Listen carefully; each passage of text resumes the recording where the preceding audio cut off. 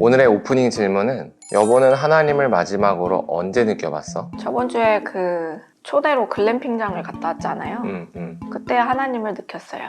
이것처럼 우리가 하나님을 느끼는 방법은 다양한데 오늘 시인은 바로 과거의 일을 돌아보면서 하나님의 일을 느끼게 된 거야. 한번 같이 보자. 1절에서 이렇게 얘기를 했어. 이스라엘은 이제 말하기를 여호와께서 우리 편에 계시지 아니하셨더라며 우리가 어떻게 하였으랴. 이 시인이 뭐라고 얘기하냐면 하나님이 우리 편에 서 계시지 않았다면 우리가 전쟁 가운데 어떻게 지금처럼 살아남을 수 있었겠어? 라고 말하는 거야. 그래서 2절에서 사람들이 우리를 치러 일어날 때 여호와께서 우리 편에 계시지 아니하셨더라면 이라고 얘기하는 거지. 그러면서 그렇게 가정을 하고 그 뒤에 3절부터 5절까지 이런 일이 있었을 것이야 라고 하는 거지. 그때 그들의 노여움이 우리에게 맹렬하여 우리를 산채로 삼켰을 것이다 라고 하는 거야. 무슨 말이냐면 적군들이 와서 아주 맹렬한 돌진에 우리가 다 죽었을 것이야 라고 얘기하는 거지. 그리고 4절 그때의 물이 우리를 휩쓸며 시내가 우리 영혼을 삼켰을 것이다 라고 하는 거지.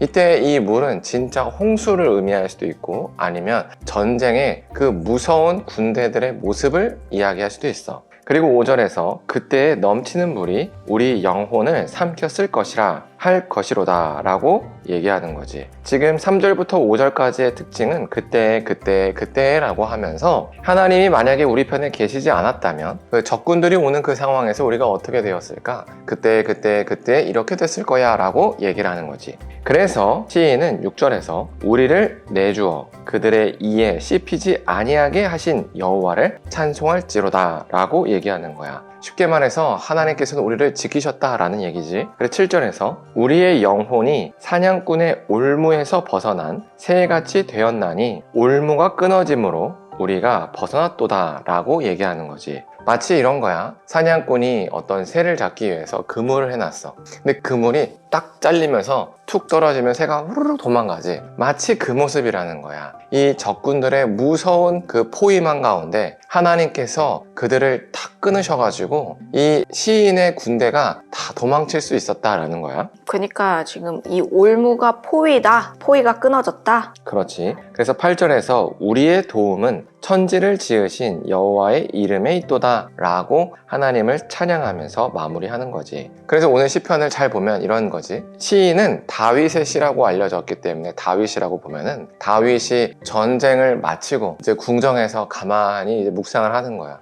아, 우리가 어떻게 이렇게 살아났지? 그때 적군의 수만 보면은 우리가 죽었던 게 너무 당연했는데 이 생각을 하는 거지. 그러면서 아, 하나님이 우리 편에 계시지 않았다면 지금 내가 이렇게 편안하게 궁정에서 하늘을 볼 수 없겠구나 라고 생각을 하는 거지. 이것처럼 우리가 하나님의 살아계심을 어떻게 느끼냐면은 바로 과거를 회상할 때 느낀다는 거야. 그래서 오늘 시편을 한 절로 요약하면 이런 거야. 하나님의 살아계심을 잊지 않기 위해서는 계속 과거를 돌아봐라 이거야. 어때? 맞아요. 오늘 학교에서 일하다가 믿지 않는 엄마들의 눈에는 이제 어떤 선교회에서 와서 전도를 했는데 그 전도의 모습이 너무 강압적이다라고 느꼈던 것 같아요. 그래가지고 별로 안 좋아하시더라고요. 그래서 어떡하나 이랬는데 갑자기 이제 천국과 지옥과 뭐 이런 얘기를 하게 되었어요. 그러면서 얘기를 하는데 저의 얘기를 듣고 싶어 하는 것 같더라고요. 그래서 기독교적인 뭐 귀신, 천국? 이런 거를 궁금해하더라고요. 그랬는데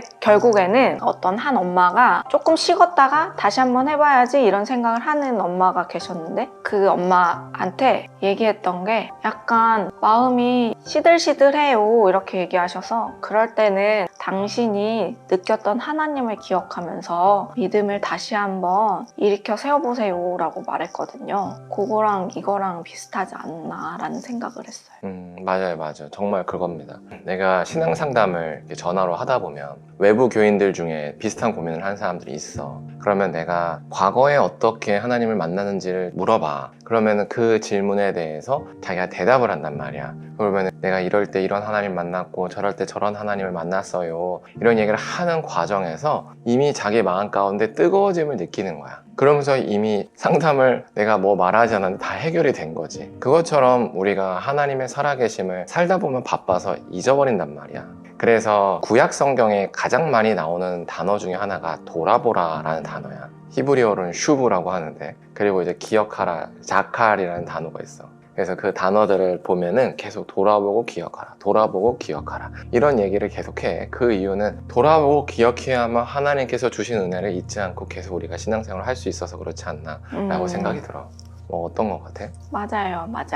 나의 일상에서 하나님이 터치하시는 것을 느낄 수 있느냐가 되게 중요한 것 같고, 저도 오늘 그 사건을 통해서 와, 어쩌지? 내가 여기에서 어떻게 말해야 되나 고민했었는데 그게 이제 전화위복이 돼서 내가 하나님 얘기를 할 수 있게 되었고, 또 한 분에게는 기억해보세요 라고 얘기한 것에 대해서 하나님께서도 이런 기회를 주셨구나 라는 생각을 하게 되어서 좋았어요. 그래, 우리가 오늘 이렇게 그 하나님께서 주셨던 은혜를 기억하며 살아가는 하루를 보내면 좋겠다라는 생각이 듭니다. 네, 오늘 여기까지 하고요. 우리 기도로 마치겠습니다. 사랑의 하나님, 시편 124편을 통해서 우리가 하나님의 살아계심을 기억하기 위해서는 하나님께서 주신 은혜를 돌아봐야 한다는 것을 나눴습니다. 그래서 우리가 일평생을 살면서 하나님께서 허락해 주신 은혜를 계속 돌아보며 그 은혜를 잊어버리지 않게 하여 주시옵소서. 그래서 그 받은 은혜대로 주변 사람들에게 하나님의 은혜를 넘겨줄 수 있게 하여 주시옵소서. 예수님의 이름으로 기도합니다.